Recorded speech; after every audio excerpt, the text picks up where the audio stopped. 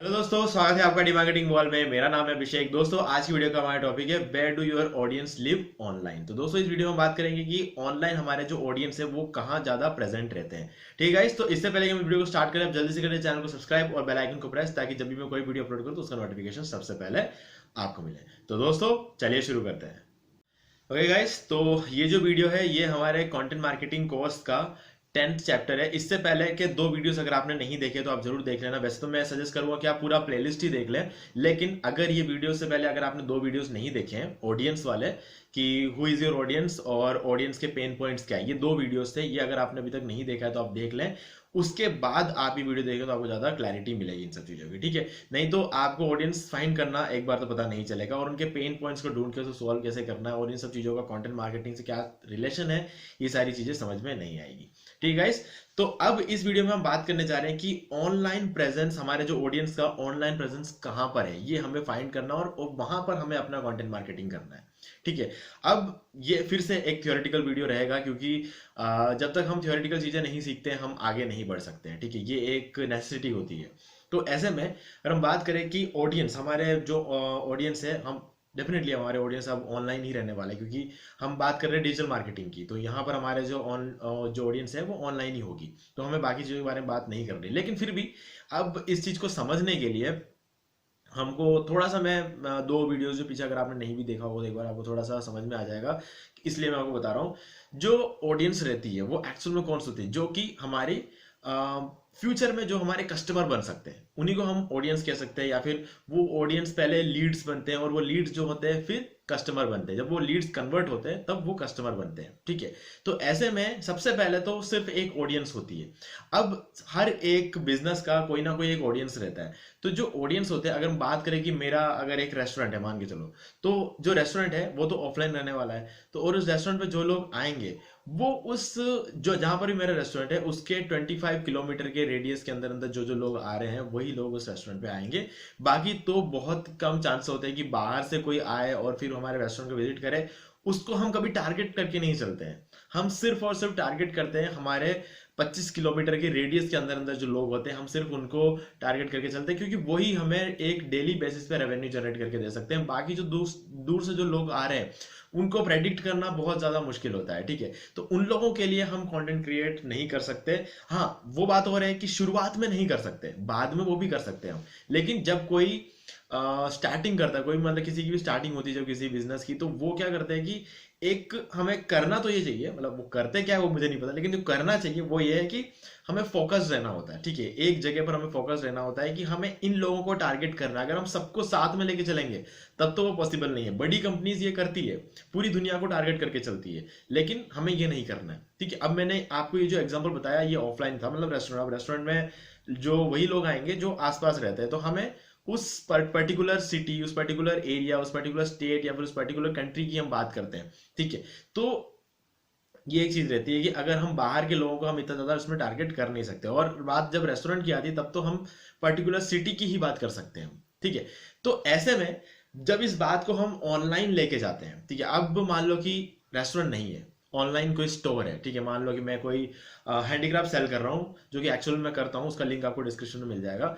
तो अब जो हैंडीक्राफ्ट में सेल करता हूँ वो मैं पूरे इंडिया में सेल करता हूँ। ठीक है, पूरे कंट्री को यहाँ पे टारगेट कर रहा हूँ। तो अब यहाँ पर मेरी जो ऑडियंस है, कहने को सिटी से बढ़कर कंट्री तो आ गई, लेकिन अब मैं जो लोकल एरिया है वहां पे इतना ज्यादा फोकस नहीं हूँ, क्योंकि जो लोकल एरिया है वो तो लोकल स्टोर से भी इसे परचेस कर सकते हैं। ठीक है, लेकिन अब क्योंकि मार्बल हैंडीक्राफ्ट की जो अवेलेबिलिटी रहती है वो हर जगह एक जैसी नहीं रहती है। मैं जहां रह रहा हूँ यहाँ पर मार्बल हैंडीक्राफ्ट की अवेलेबिलिटी थोड़ी ज्यादा है, तो यहाँ पर जो चीजें होती है वो बहुत ही इजिली अवेलेबल हो जाती है, तो लोकल लोगों को टारगेट करने की यहाँ पर जरूरत ही नहीं होती है। ठीक है, वो ऑटोमेटिकली पहुंच जाते हैं। लेकिन जब हम बात करते हैं कि हमारे इंडिया के जो दूसरे लोकेशंस है वहां पर जो है इस चीज की रिक्वायरमेंट ज्यादा है और लेकिन अवेलेबिलिटी कम है। ठीक है, तो ऐसे में जो मेरी ऑडियंस रहेगी वो पूरे इंडिया की जो ऑडियंस रहेगी उन पर मैं टारगेट कर सकता हूँ। तो जो मेरा कंटेंट बनेगा वो कंटेंट भी पूरे इंडिया के ऑडियंस के लिए बनेगी। ठीक है, यहाँ पर मुझे ये 25 किलोमीटर का रेडियस देखने की जरूरत नहीं है। ठीक है, मेरे पास एक अच्छी खासी ऑडियंस यहाँ पर मिल जाती है।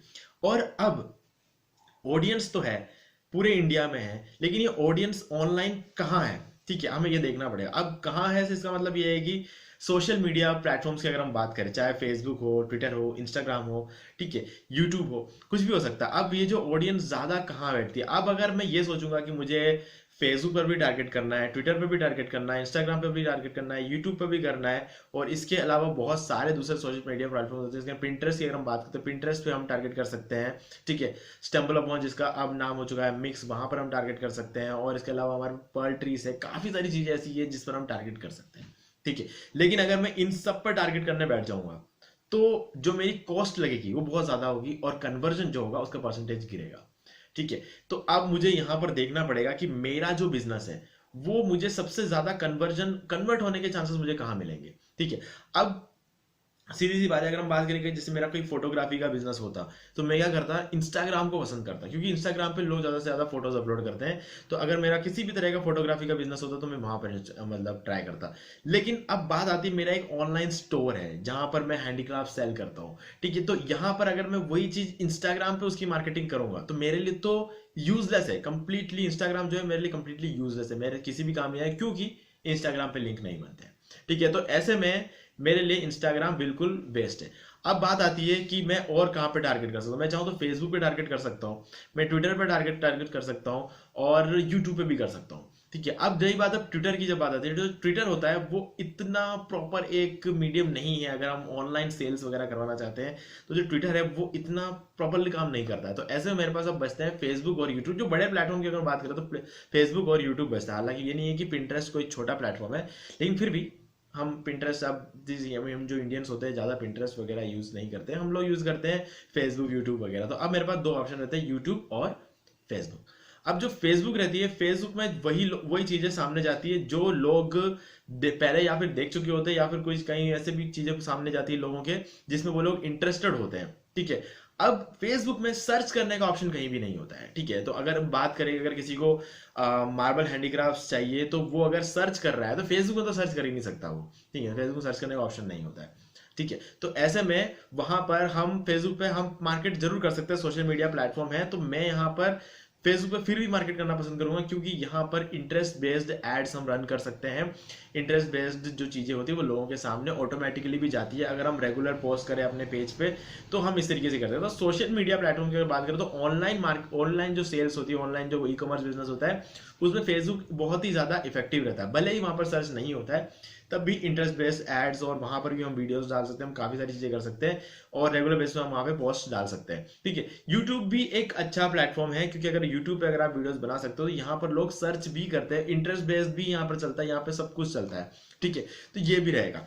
लेकिन अब मुझे ये देखना है कि यूट्यूब पे मुझे ज्यादा कॉस्ट लगेगी कि फेसबुक पे ज्यादा कॉस्ट लगेगी। अब डेफिनेटली अगर मैं टारगेट करूंगा यूट्यूब पे तो यूट्यूब पे मुझे डेफिनेटली ज्यादा कॉस्ट लगेगी, क्योंकि यहाँ पर जो वीडियोस बनाने की जो कॉस्ट लगती है वो ज्यादा लगती है। और रही बात यहाँ पे जब फेसबुक पे, तो फेसबुक पे हम इमेजेस के थ्रू, हम कंटेंट के थ्रू, मतलब टेक्स्ट के थ्रू, हम किसी भी तरह से हम यहाँ पर हम गिफ इमेजेस बना सकते हैं, जिन सब में हमें टाइम कम लगता है और हम इजीली बना सकते हैं, और कॉस्ट इफेक्टिव भी रहता है। यूट्यूब पे हमें वीडियोस बनाने होते हैं, तो वीडियोस बनाने के लिए हमें बहुत सारे इक्विपमेंट्स की जरूरत पड़ती है, तो यहाँ पर थोड़ा सा कहीं ना कहीं यूट्यूब पे हमें महंगा पड़ता है। तो अगर यूट्यूब और फेसबुक दोनों को हम साथ में लेके चलेंगे तो हमें ज्यादा टाइम लगेगा, और दोनों पे हम प्रॉपरली फोकस नहीं कर पाएंगे। तो ऐसे में हमें कोई ना कोई एक सोशल मीडिया प्लेटफॉर्म लेके चलना है, जो कि मैं सजेस्ट करूंगा यहाँ पर फेसबुक, ठीक है। तो फेसबुक ज्यादा इजी रहेगा, क्योंकि हम यहाँ पर रेगुलरली पोस्ट अपडेट कर सकते हैं। हमें एक पोस्ट को क्रिएट करने में मुश्किल से 15 से 20 मिनट लगेंगे, जिसमें अगर पूरा हम वैल्यू भी ऐड करेंगे ना, तब भी हमें 15 से 20 मिनट ही लगेंगे, ठीक है। तो ये एक बहुत अच्छा ऑप्शन है। लेकिन एक बात ध्यान रखना, फेसबुक पोस्ट की जो टाइमलाइन रहती है, मतलब जो उसकी एक तरह से आप ये मान के चलो उसकी जो लाइफ रहती है बहुत कम टाइम की रहती है, लेकिन यूट्यूब की वीडियोस की जो लाइफ रहती है वो लाइफ टाइम रहती है, ठीक है। तो मतलब वो एक बहुत अच्छी बात होती है यूट्यूब की, और फेसबुक में ये एक मतलब एक कमी हम कह सकते हैं, एक डेफिशिएंसी कह सकते हैं इसकी, ठीक है। तो ऐसे में अगर आप रेगुलरली पोस्ट कर सकते हो, दिन के आप 5 से 10 पोस्ट अगर आप फेसबुक पे कर सकते हो तो आपको फेसबुक सेलेक्ट करना चाहिए, नहीं तो यूट्यूब सेलेक्ट करना चाहिए, ठीक है।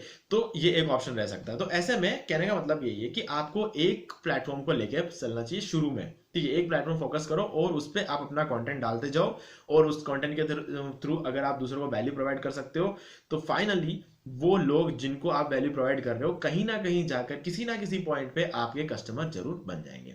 ठीक है, तो आपकी ऑडियंस को आपको ढूंढना है सबसे पहले कि वो कहाँ है, और कहाँ देखा जाए तो ऑडियंस हर जगह है, लेकिन आपको कहाँ ज्यादा बेनिफिट मिलेगा वो आप टारगेट करो। और बेनिफिट के साथ साथ आप ये भी देखो कि कहाँ पर फिजिबिलिटी ज्यादा है, मतलब आप कहाँ एक्चुअल में कर सकते हो। आप दिन के 10 पोस्ट बनाना पसंद करोगे कि दिन का एक वीडियो बनाना पसंद करोगे, ये आपको टारगेट करना है। आपको देखना पड़ेगा कि आप कौन सा इजीली कर सकते हो। ठीक है गाइस, तो ये थी सारी कहानी इस वीडियो की, जिसके अंदर आपको ये देखना है कि हमने यहाँ पर ये सीखा कि हमारे जो ऑडियंस है वो ऑनलाइन कहाँ ज्यादा प्रेजेंट रहते हैं। ठीक है, कोई भी अगर डाउट हो तो आप मुझसे कमेंट में पूछ सकते हैं, मैं सभी कमेंट का आंसर आपको जरूर कर दूंगा। और इसके अलावा अगर आपको वीडियो पसंद है तो वीडियो को लाइक जरूर कर दें, क्योंकि इससे मुझे आगे और वीडियो बनाने की मोटिवेशन मिलती है। तो दोस्तों आज की वीडियो में सिर्फ इतना ही, देखने के लिए आपका बहुत बहुत धन्यवाद। तो दोस्तों उम्मीद है वीडियो को पसंद आया होगा, और अगर पसंद आया वीडियो को लाइक भी कर दीजिए, शेयर भी कर दीजिए। आपने अभी तक इस चैनल को सब्सक्राइब नहीं किया तो प्लीज चैनल को सब्सक्राइब कर लीजिए, बेल आइकन को प्रेस करना बिल्कुल मत भूलिए, क्योंकि इससे मेरे आने वाले हर वीडियो की नोटिफिकेशन सबसे पहले आपको मिलेंगे। तो दोस्तों आज की वीडियो में सिर्फ इतना ही, देखने के लिए आपका बहुत बहुत धन्यवाद।